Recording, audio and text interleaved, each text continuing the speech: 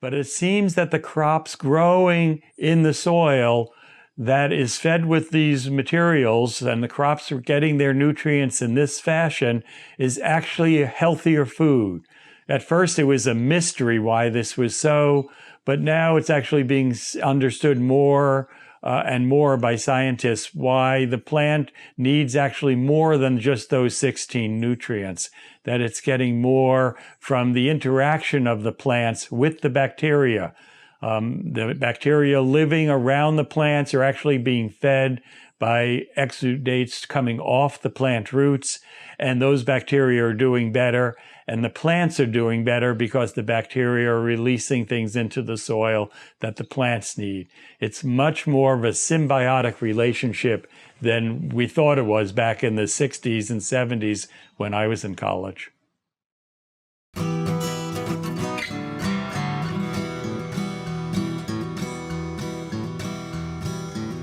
Welcome to the Real Organic Podcast. I'm Linley Dixon, co-director of the Real Organic Project.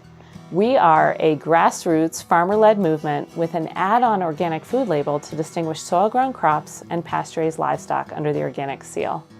You just heard from Eric Sideman. He's a farmer, plant ecologist, and a policy expert who served as a longtime technical support agent with the Maine Organic Farmers and Gardeners Association, also known as MOFGA. Eric was also on a USDA task force researching whether or not hydroponics could be considered as certified organic, along with my co-director, Dave Chapman. Now let's dive into their conversation. I am talking with Eric Sideman today, an old friend of mine. And I share time with Eric working on the hydroponic task force for the USDA. As we tried to sort out those issues, and we got to do a lot of work together, and I've greatly valued our friendship. So Eric, hello. Hi, Dave. Good to see you. It's good to see you too. Thank you for doing this. I know that this is a little bit like pulling teeth for you. Yes, it is. So Eric, you have a very long history with the organic movement and organic farming. Could you just go back and tell me how that got started for you? Sure. It is a long history, and I recently retired, so it is completely history now. I started working for the Maine Organic Farmers and Gardeners Association, MOFGA, in 1986. A job at Bates College. I was doing sabbatical replacement there, ended. And this job came up with the Maine Organic Farmers and Gardeners Association. And my undergraduate degree was in agriculture from Cornell. And so the job seemed quite perfect. At Bates College, I was teaching plant ecology, and organic agriculture seemed like a good combination of a general ag degree and plant ecology. And so I applied for the job, and they were happy to have me. They took me around to meet all of the farmers who were there in 1986. At that time, they were certifying 14 farms as organic in their organic certification program. And we got along very well. And that was the beginning of the career, where they called me the first organic extension agent. And basically that was what my job was to give a scientific basis to organic farming and help farmers and gardeners farm better. So back in those days, I've talked with Stuart Hill and Bill Liebhart, who were also early academics who crossed over and started to come to organic conferences and talk with organic farmers. And they both said it was a fairly radical thing to do back then for them. And to some degree, they actually faced being shunned by their academic peers. Was it a radical decision for you, or was it easy? It was, and it was different from place to place. I knew both Stuart and Bill at that time, and we certainly interacted. And I think they may have had it harder than I did. New York State was particularly hard, but where they were was hard too. I was lucky in Maine. Even at that time, there was a connection between MOFGA and the University of Maine. And there was actually a crossover of people. MOFGA actually was started in the 70s, and one of the founding members was an extension agent from the University of Maine. And then a decade later, when I joined, we worked with a number of different faculty members at the University of Maine. And they would do research in organic farming and help us anytime we had questions. I interacted with them quite frequently. So it was easier for me to be in Maine than probably any other place for me to work. Yeah, Bill said he really actually faced shunning back at, I think it was University of Maryland maybe that he was at. So what did the organic world look like to you then?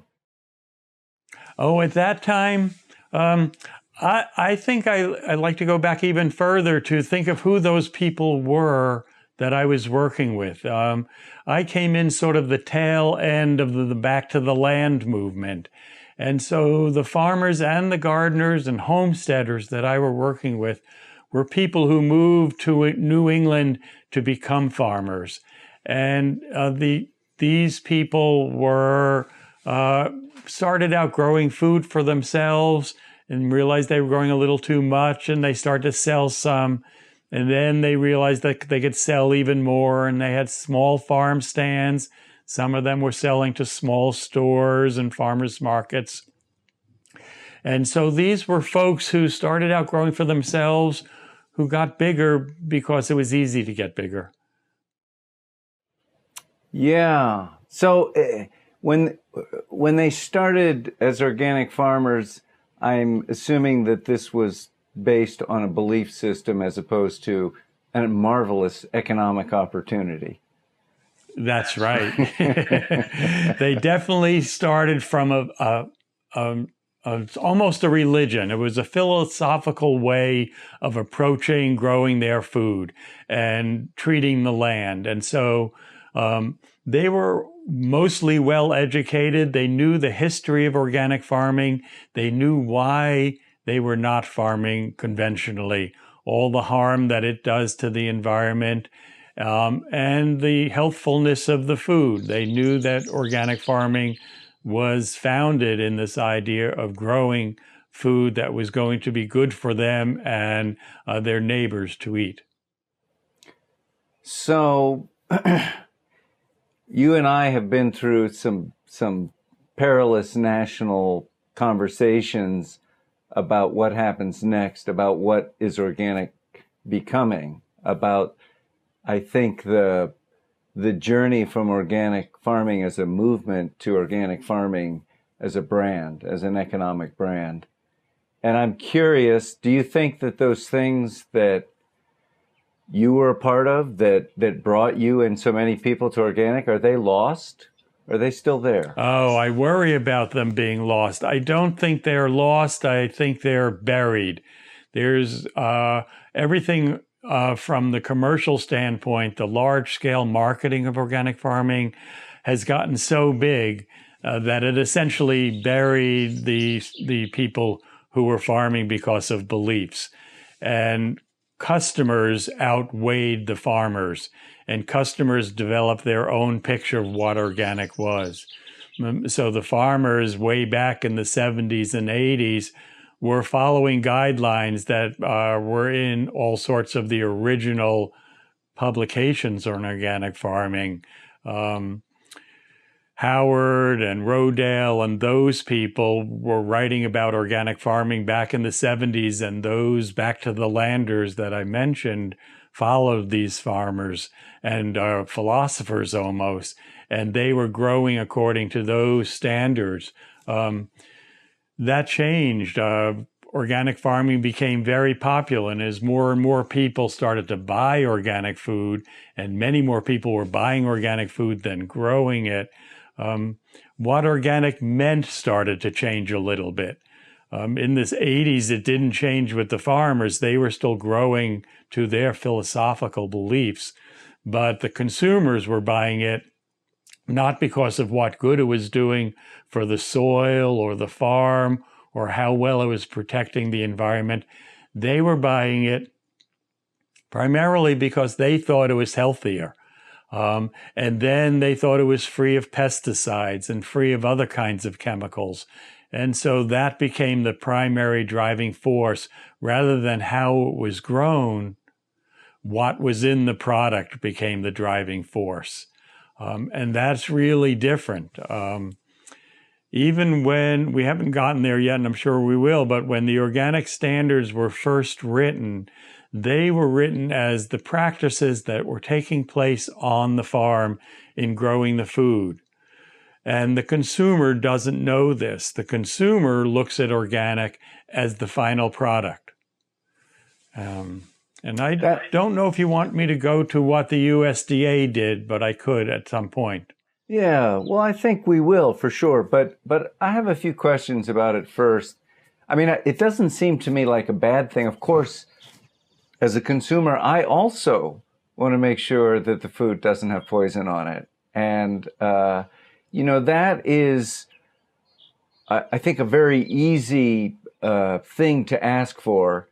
And it's asking for the things that aren't on the food. It's asking that it doesn't have toxins on it. It's asking that bad things didn't happen. And I think the problem with that is it loses the very good things that should have happened in that process that should be in the food. If you're only looking at what it doesn't have, it's defining it by its absence.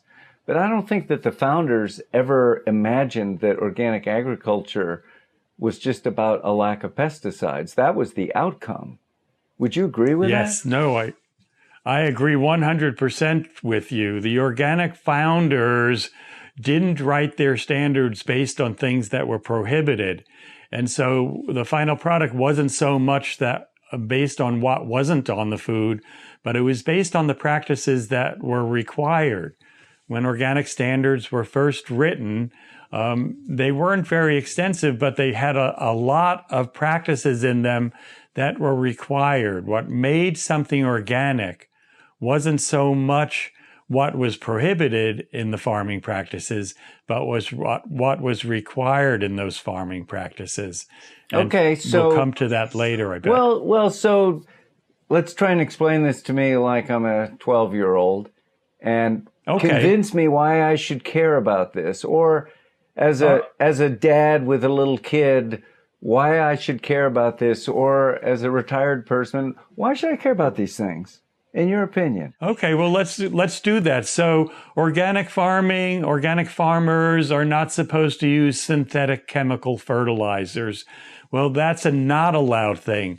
What's very important in organic farming is actually what is required. If you go back to the original founding fathers and what they thought was very important to organic farming, fathers and mothers, that's right. And I always say that and skipped it here. Albert and Louise Howard. That's right. So what was very critical to the organic farming movement was what it was based on, what it was required when they finally wrote it into standards, and that was that you would feed the soil. The basis of fertility is that plants need 16 different nutrients. Many of them they get from the air or the water, but the key ones that really are the basis to fertility are nitrogen, phosphorus, and potassium. And a chemical farmer can put these down as salts, chemical salts. An organic farmer was actually required, when this became standards, to use organic materials to provide these. And these organic materials, like seed meals, animal manures, compost, would decompose in the soil. And then when they were decomposed, they were in simple materials that the crops could absorb. And so it became known as manuring the soil, or Robert Rodale came up with the phrase of feeding the soil. And that feeding the soil, the decomposition of those things you fed the soil with, left the nutrients for the crops to remove from the soil. And so you were feeding the soil instead of using chemical fertilizers that were feeding the plant directly. And the original fathers and mothers of organic farming felt that this made a big difference. We go back to Sir Albert Howard and his wife. When they were working in India, they saw the farms surrounding the research station where they were working. And they thought that the crops looked better there, and the livestock that were being fed some of those crops looked healthier. And so they felt something's happening in that soil. This idea of manuring the soil and feeding the soil was better for the crops, that they actually got somehow better nutrients and grew better. And that was the foundation of organic farming. It actually had nothing to do with pesticides. It had to do with providing the crops with their nutrients. So when you say feeding the soil, that would imply that the soil is alive. Yes, no question about it. You're actually not feeding the pebbles and the sand particles. You're feeding the microorganisms and the macroorganisms in the soil. You're giving them the food that they need. Seed meals, manures, compost, all of these have complex carbohydrates and fats and oils and sugars. And these are the food that the microbes need to grow, and the earthworms need to grow, and the insects need. And as they use those foods, their waste products are simpler. And eventually the bacteria can decompose the proteins and the fat molecules, which are too complex for a plant to pick up. But as they're decomposed by the bacteria, the waste product from the bacteria are simple salts and even simpler molecules that the plants can pick up in their roots. And that's how they get the nitrates and the phosphates and the potassium salts that they need to grow. And do you believe, back to being a young person here, as you're explaining this to me, do you believe that this is a better system, that it works better?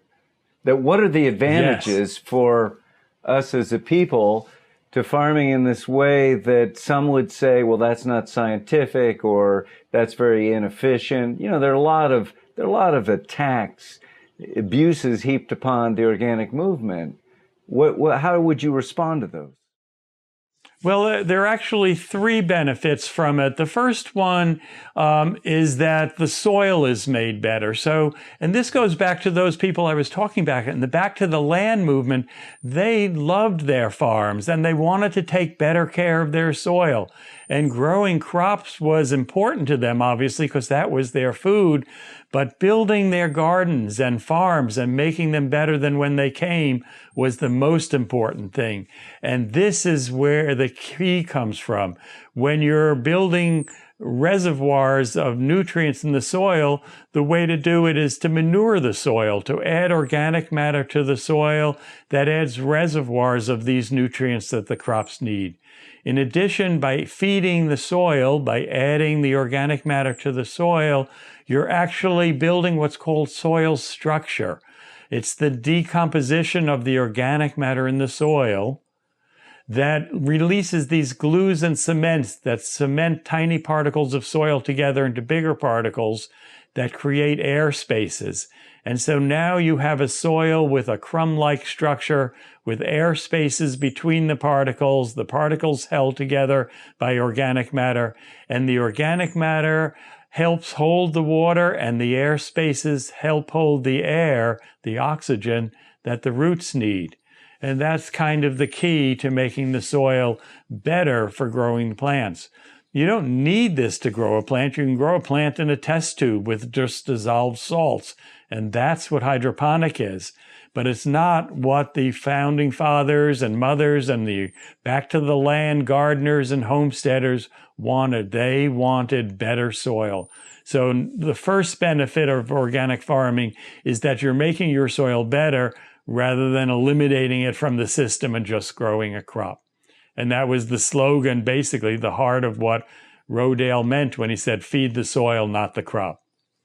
So I can... And the other benefit is by farming this way, there are lots of environmental benefits. You are not creating fertilizers in factories that have environmental repercussions and use lots of energy. and you're not adding soluble salts to the soil. So the factory's producing the fertilizers, and then these soluble salts dumped in the soil can pollute the environment. Okay. So that it's a much more positive impact on No on the question about environment, it. on the water, on the air, on the energy usage. And then the third benefit is important too, and that's the one that we got started on, this idea that the food is healthier. It's still unclear, but it's becoming more and more clear in recent years why this is so, but it seems that the crops growing in the soil that is fed with these materials and the crops are getting their nutrients in this fashion is actually a healthier food. At first, it was a mystery why this was so, but now it's actually being understood more and more by scientists why the plant needs actually more than just those 16 nutrients, that it's getting more from the interaction of the plants with the bacteria. The bacteria living around the plants are actually being fed by exudates coming off the plant roots, and those bacteria are doing better, and the plants are doing better because the bacteria are releasing things into the soil that the plants need. It's much more of a symbiotic relationship than we thought it was back in the 60s and 70s when I was in college. You know, I read in Mark Schatzker's book, The Dorito Effect, that, a plant might have 40,000 metabolites, mostly secondary plant metabolites. And I thought, well, that's a lot. And of course, we don't understand what most of those metabolites are doing.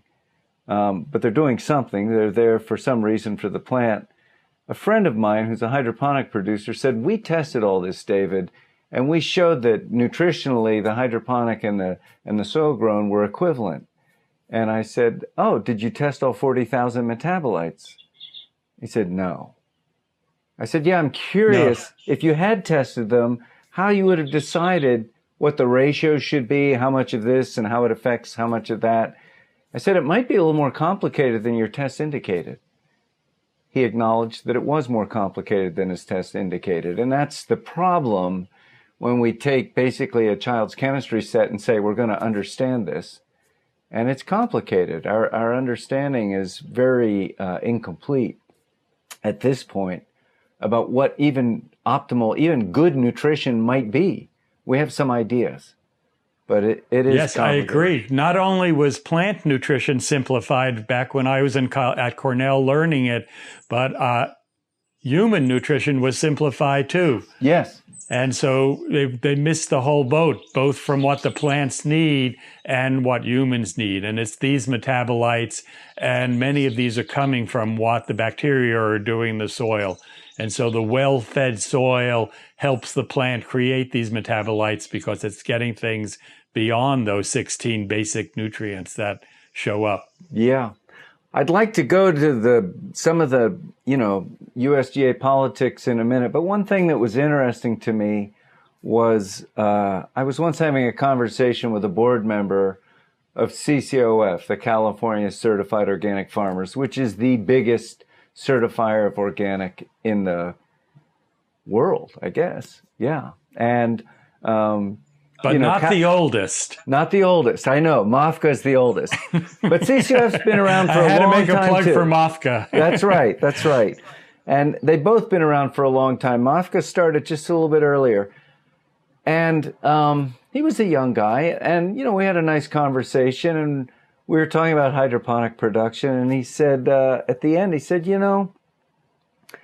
I envy you because it sounds like the organic farmers in New England still believe in this. They still have a belief system around organic. It still has idealism. He said out here it's really become a business. And, that was actually a revelation for me when he said that, because I just live in Vermont. I farm, I have a very local community. And it's a big world out there. And California is a huge player in organic production. It's the biggest consumer of organic. It's also the biggest national producer. And it made me realize that we live in these little pockets, and I know that Maine and Vermont still do have a lot of idealism about organic, and a lot of people get certified not because they need it for the marketplace, but because they believe in it. And it's a way of building a movement and an alliance amongst farmers. So you have been very involved in the national organic movement. You spent 5 long years on the National Organic Standards Board, which is the citizen advisory board to the USDA to try and advise them what organic means when they get confused. What years was that? Do you remember? Yes, I sure do. I was on the National Organic Standards Board from 1997 to 2002. Okay. Everybody who's appointed to the board gets a 5-year term that they serve. And everybody on the board is actually filling a particular slot. I was the scientist on the board. Yeah, that's great. And so for our conversation, I'm just going to call it the NOSB, which stands for National Organic Standards Board. This is so hard for anybody who's a civilian, and they go, wait a minute, these initials are driving me crazy. So you served on the NOSB. The alphabet soup, there's an alphabet soup of acronyms. That's right. And people get lost in it. But the NOSB is one that consumers should definitely know about, as well as farmers. Because it's meant to represent them. You know, there are consumer representatives on it. There are farmer representatives, scientific representatives, and of course industry representatives. And I'm curious, so there are 15 members of it, and they rotate off after 5 years, and they work very hard. You don't get paid, as one member said to me. They doubled my wages this year. 2 times 0 is still 0. And Calvin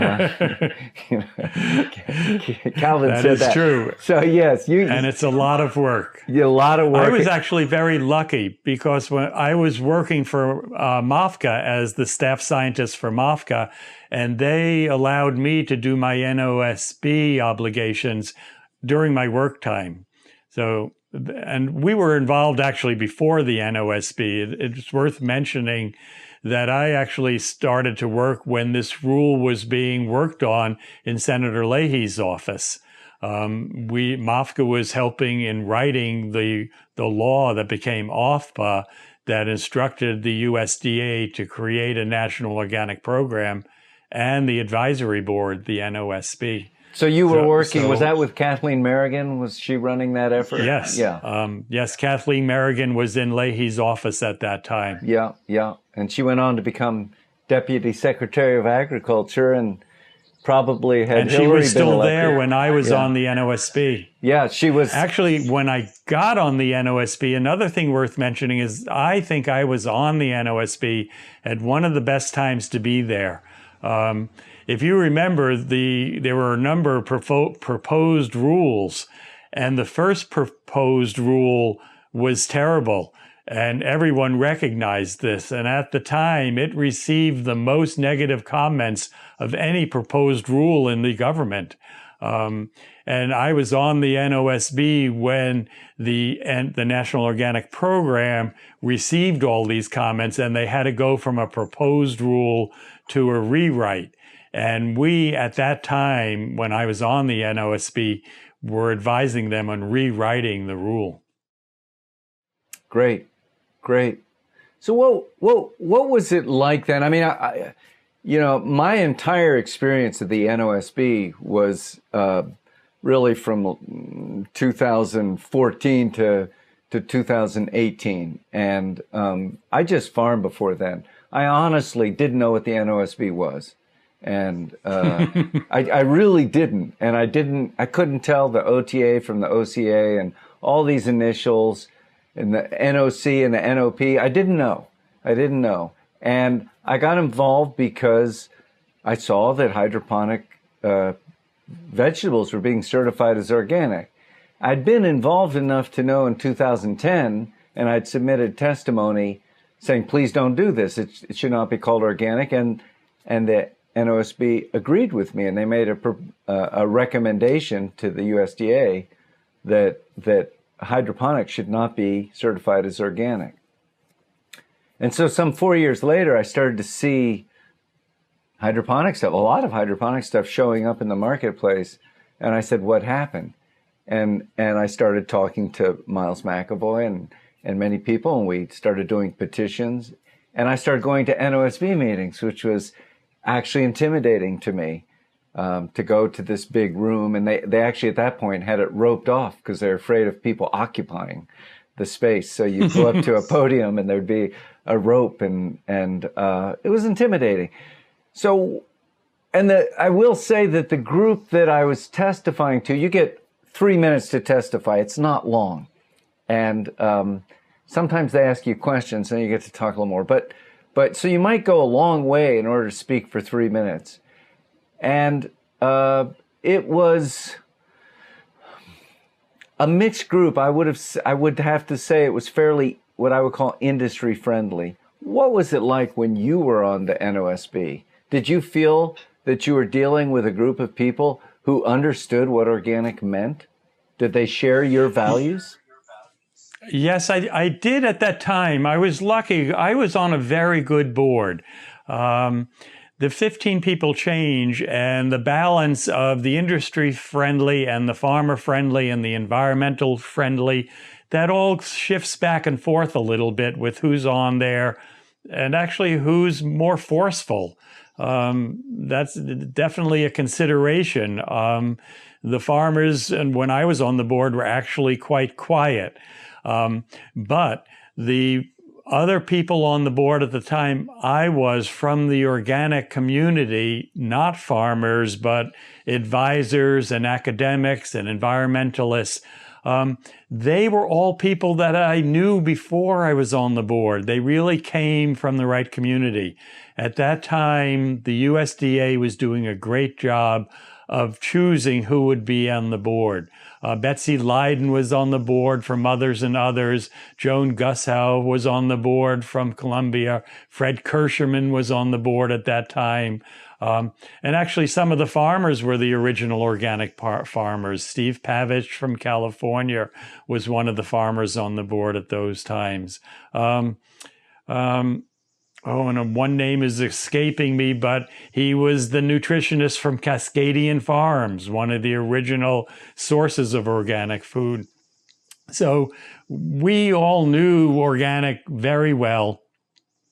The USDA at that time did not know it well. And I think they depended on us because we knew the history of organic and what farmers and consumers felt organic food was at that time. And hydroponics actually was much earlier than 2010. We considered it in 2001. We were asked by the National Organic Program at the USDA to write greenhouse standards. And we wrote greenhouse standards. And there was one person on the board at that time who wanted to include hydroponic. And we nearly unanimously voted that hydroponic did not fit organic, and we did not include them in our greenhouse standards. That omission was louder in my mind than all of the bans of hydroponic could ever be. We just said, this isn't part of organic. It doesn't get written into the standards. It's just not part of the guidelines of what organic farming is. And so if you go back to the 2001 NOSB recommendation of greenhouse standards, it doesn't even mention hydroponic. So it got voted down in 2001. It got voted down in 2010. And in 2020, hydroponic sales probably exceed $1 billion and going up like a rocket. It's quickly becoming the norm in tomatoes, blueberries, greens very quickly are shifting. Peppers. I'm just curious, what happened? How did this happen? Well, I think everyone has an opinion. And my opinion is that the influence of the organic industry became greater at the USDA. And the USDA was willing to say, they sort of looked at it backwards. You and I have been talking about this. Organic farming is not what's prohibited. It is what is required. It is all those practices on the farm that make it organic growing. It's not what's not allowed. But the USDA at this point in time, and probably a decade ago when Miles was there, missed that. And they said, no place in the rule is hydroponic prohibited. And so we will allow it. And so I think that was a real oversight on their part. They missed the boat that hydroponic wasn't described. Hydroponic is not part of organic farming, but that didn't matter to them. They were looking at what was specifically prohibited in the rule, and nothing said, thou shalt not farm hydroponically. And so they started to allow it. The rule did say that you must maintain and improve the fertility of the soil. That's it. You and I look at what is required. A good section of the rule talks about managing the soil, and it talks that you must manage the organic matter in the soil. You essentially must feed the soil. You must manage the tillage of the soil in a way that does not harm the environment. The rule was written very well. And I always like to point out that I was pleasantly surprised. Back in the 80s and 90s when the rule was first being written, I was very nervous that the USDA was going to measure organic with a probe. That you would stick something in a tomato and say, this is organic, it doesn't have chemical fertilizers or chemical pesticides. But they didn't do that. The USDA did a great job writing the rule. They wrote a practice-based standard. They essentially outlined all the practices that makes growing organic what it is. And so this is section that you're referring to where they require managing the soil and taking care of the soil is a very important part. And to you and me and to most of the organic farmers in the country, this actually means hydroponic is not part of it because you can't manage soil if you don't have soil. And the rule requires managing the fertility and the structure of the soil. Okay, so we have a situation where the USDA is redefining organic. It is being defined in a way that does not fit with the legal definition, and also in a way that does not fit with the common definition of the organic farmers, but it does fit with, I hate to call it the organic industry because I don't think it's organic, but let's say with an industry that has embraced the organic brand, and it has a tremendous amount of influence. So we were on this task force together. There were 5 members out of 15 who actually agreed with what you and I have just said, and the other 10 were hydroponic producers. It was and indeed when they created the task force, it was all going to be hydroponic producers. And there was an outcry, and they said, oh yeah, well, we'll get some soil people in here too. And so we were 2 of the 5 that they let in. So I'm curious, this all culminated in Jacksonville, Florida, and there was a big vote, and basically the NOSB, they didn't come out with a new recommendation, but they failed to embrace and clarify the 2010 recommendation. So it was a fairly huge shift in terms of how can this be that in 2010, overwhelmingly the board says hydroponic cannot be called organic, and in 2017 it says, well, yes, it can. So it was a big day. There were a lot of tears. Actually, I got people calling me from around the country who were crying that night because they felt that something important had been broken that day, that those people had genuinely failed the organic community. We knew the USDA was failing, but we thought at least that these representatives, who were not elected, they were selected by the Secretary of Agriculture, but up until then, they had been pretty good in what they were recommending. So that was a big day of change, I think. And as I recall talking with you, there was a little sense of depression of this thing that I spent my life working on is going to continue, but it's not going to be called organic. It's not going to be, I don't want to put words into your mouth, but it felt to me like you were part of that dismay at what happened in Jacksonville. Is that fair to say? Oh, completely fair. It goes back. When I first started working at MOFGA, one of my roles was to give lectures, and I would go around the state of Maine, New England, really all around the country, and explain what organic farming was. Organic farming was new then. As I said, at the time I was hired in 1986, we certified 14 farms in the state of Maine. Today in the state of Maine, we certify someplace between 500 and 600 farms. It's an entirely different thing. And at that time in the mid-'80s, I would have to go around and explain what organic farming was. And I would start by saying that lots of people, and I would use my mother as an example, I would say, Mom, what do you think organic is? And she would say, oh, organic food has no pesticides on it. And that was part of my lecture. I would say, that's a very tiny part of it. It's not how organic farming began. It's not what the organic farmers think about. Organic farmers think about all the practices they're doing on their farm to make it a better farm and better soil than when they got it.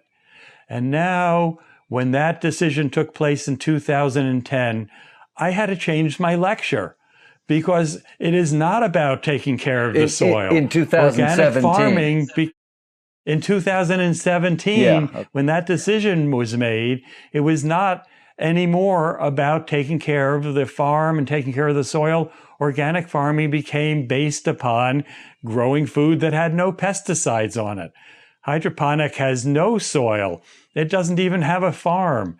It's really a food production facility where they can grow food that has no pesticide residue on it. Yes. And that's not organic farming in my mind. It is raising what a lot of people think of as good food, but it is not organic food. Okay. I feel the same way. And out of that meeting, some farmers came out not with a sense of defeat, but I would say with a sense of renewed commitment to continuing the organic movement. And the USDA insists they own the word, although I don't believe they do that either. But so, you know, in Vermont, there was a meeting of about 30 farmers the next month, maybe not even a month after that, at the NOFA offices. And those 30 farmers voted 100% to create some kind of new label. There was a disagreement about whether it should be a standalone or an add-on. And ultimately, after some months of discussion, it became an add-on to the USDA label. And it is, of course, called the Real Organic Project. And you actually served, and still serve, you're about to go off on the Real Organic Standards Board. So this is your second time on a standards board. And this time, instead of the National Organic Standards Board, it's the Real Organic Standards Board. Could you talk a little bit about Real Organic Project? Sure. The Real Organic Project is really working with farmers. It's helping those farmers who believe that the USDA took a misstep. They wrote a very good rule. The rule did a great job at defining what organic is. And then over decades, the USDA began to think about certifying things that don't even meet their own rule. They are looking at what is not specifically prohibited. They're ignoring what is required. And so now we have food in the marketplace that is called organic, but there are many of us who believe it's not organic because it is not being grown with the practices that are the foundation of organic farming. So it was a sad day, and the Real Organic Project tried to fix that. They tried to give a place for the farmers who believe that organic farming is still founded on what's required in the rule to fall back on and have a label. There was a push to come up with a new word, not organic, But that was rejected by a lot of people because a lot of people are making their living selling food that has the organic label. We worked for decades. Remember, the organic word started 40 or 50 years ago, and it is now recognized by the general population. I think more people know what organic means than don't know what it means now in the United States.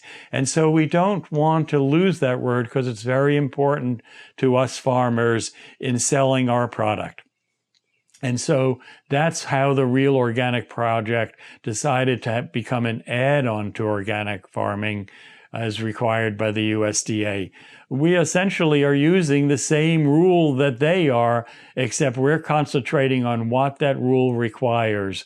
And we are not allowing things that are essentially being raised, not meeting those requirements. And so I was happy to serve on the standards board and helped draft our Real Organic standards, using everything essentially that was in the USDA National Organic Program rule. We didn't ignore anything. We essentially just don't allow things that do ignore it.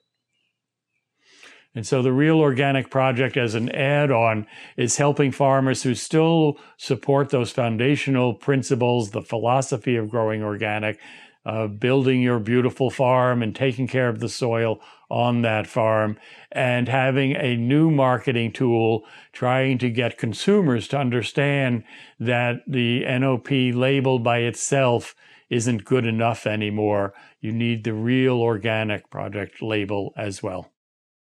You know, I have this belief that the Real Organic Project absolutely is trying to educate people. It's trying to educate ourselves. As a farmer, I'm still trying to educate myself. It's a wonderful thing that you never know it. It's always kind of an ongoing voyage of discovery. But it strikes me that it's also a big attempt at transparency. I do feel that organic, the meaning of organic is still in our bones. It's sort of like that thing where the Supreme Court Justice said, I know pornography when I see it. I think we know organic when we see it.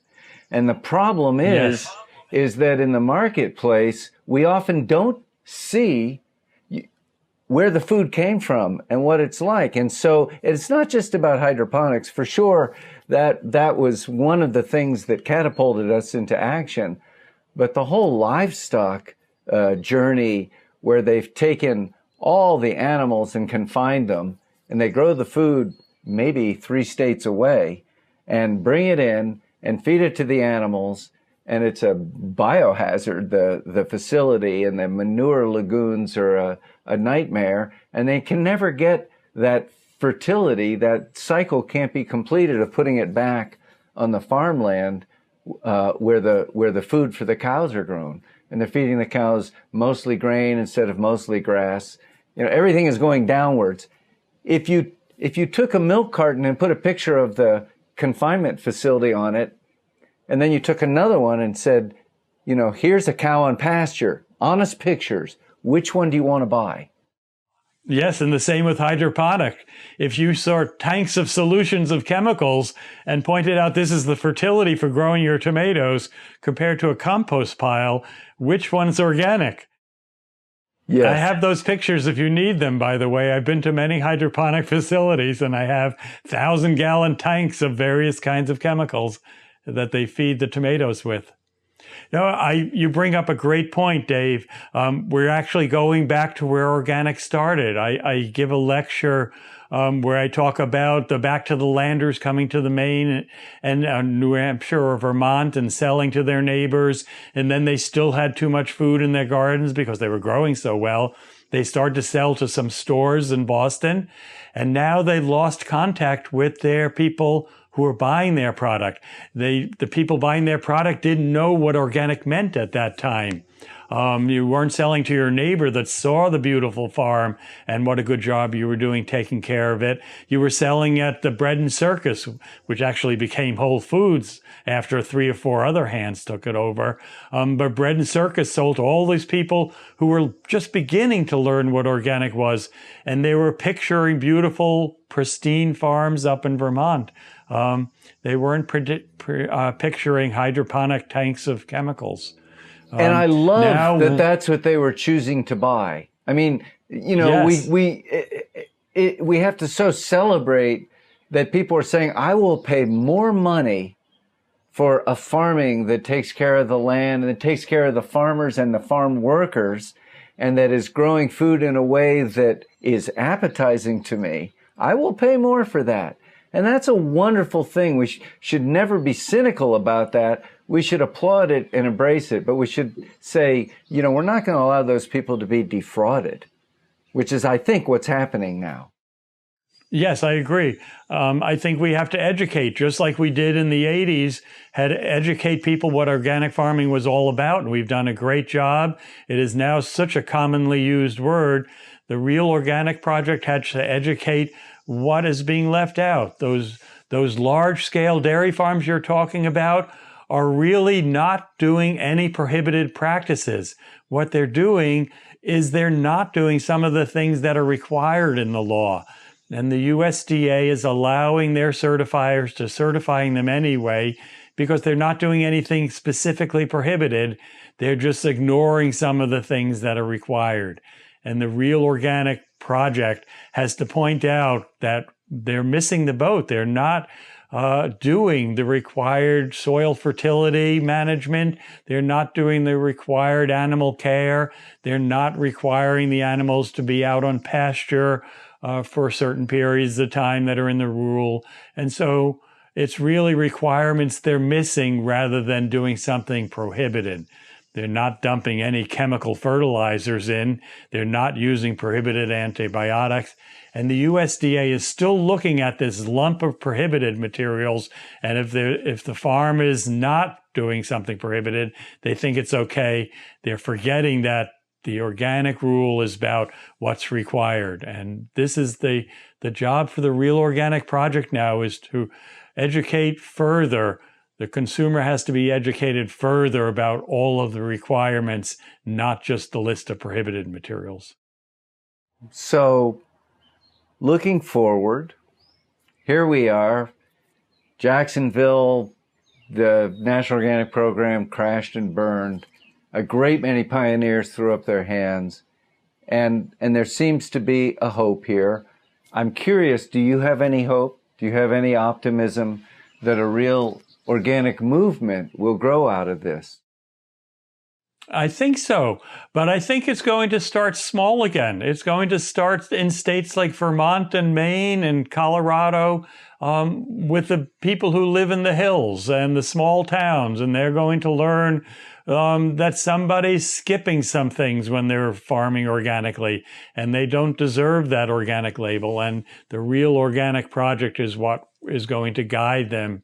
And it's going to spread from the small towns to the bigger towns and the cities, and people will eventually learn. Yeah. It's interesting. I remember the first time that when we formed Vermont Organic Farmers, which was, it was a branch of NOFA, but it was the first attempt to create a label in Vermont and standards. And I think there were 13 of us. I can't really remember. I was one of the founding members. I think it was about 13 farms. And, right now, Real Organic Project's got about 500 farms. And I go, well, we're already hugely greater number than we had then. And, of course, it's national. And not to say that we should always confuse numbers with success. If we do, then we would just have to say, well, Driscoll's is successful. And I don't, That's right. They're financially successful, but there are other things, that are very, very important. So we're planting seeds that we hope will grow.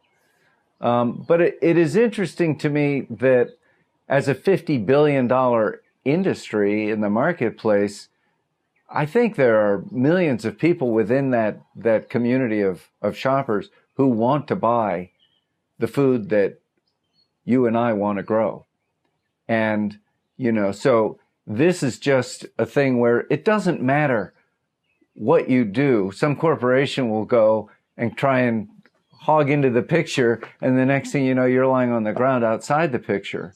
And, that's just what they do. They see a market, and they go in, and instead of trying to say, well, that's wrong, they'll say, oh, that's right, and I'm doing it too. So, and they know it's fraudulent because many of these or companies you're talking about, if you look at the pictures they put on their cartons of milk or containers of tomatoes, they're farmers out on a pretty pristine farm. It actually is not showing what's really happening. So deep down inside, even these large corporations know what consumers want. And it is fraudulent that they put a picture of a farmer and his wife and a cow on the carton. Yeah. And when you go out to their farm, it's actually 2,000 cows out in the desert. A number of people have written to Driscoll's and asked them if they're grow anything hydroponically, and they get a nice letter from a representative saying no. I've seen copies of those letters. Amazing.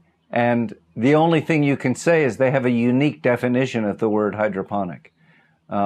Yes. Because we know they're growing over 1,000 acres. We learned that on the hydroponic task force. We've seen good pictures of what Driscoll's is really doing. Yeah. So that's right. That's a really good point, that they understand what people want, and they understand what they're doing isn't what people want. So they don't show those pictures. They show the other pictures, Okay. Well, all right. What's lucky for us is that there's so many young farmers now. Yeah. Those 500 farms in Vermont or 500 farms in Maine are mostly people half our age. Yeah. And they know what organic farming is all about. They learned it from us, and they're trying to spread the word. And I think they'll make it. Yeah, and I've noticed they have much better business plans than we had. So yes, that's starting right. out. We were not businessmen when the Back to the Landers came up. We had no idea about business. No, that sort of came as a secondary. We wanted to have a beautiful farm and grow the right way, and it grew from that. The young farmers now coming in are business minded and know how to write a business plan. I didn't know what a business plan was. Yeah. Well, I think I will thank you here, Eric. I know that you're Thank you, Dave. Mostly retired from MOFGA, but I know that you're still farming and growing some tomatoes and growing some. What else you growing? We have a pick your own strawberry business that is certified organic by MOFGA, and we grow tomatoes in the soil in a high tunnel. And we specialize in very early season tomatoes that we sell into a very nice produce market in southern Maine. But we grow everything else. People ask us what we grow. We hardly don't grow. We grow everything, but we only grow for ourselves, except for the tomatoes and strawberries. Yeah, great. Well, it's always a pleasure for me to talk with you. Thank you very much. I know you don't like to be pulled away from the fields to do this kind of thing. Well, like I told you yesterday, this reminds me of work. I'm retired now, and it does bring back fond memories. We should point that out, that I actually had a wonderful job and I enjoyed it, and this does bring back fond memories of what I did for work. Good. Thank you. All right. Bye-bye. Thank you, Dave. Thank you for listening to the Real Organic Podcast. We hope that you'll subscribe, tell your friends, and leave us a rating and review. A video version of this interview, as well as the full transcript with links related to our conversation, can be found at realorganicproject.org/episode 43. To find a real organic farm near you, visit realorganicproject.org/farms. See you next time.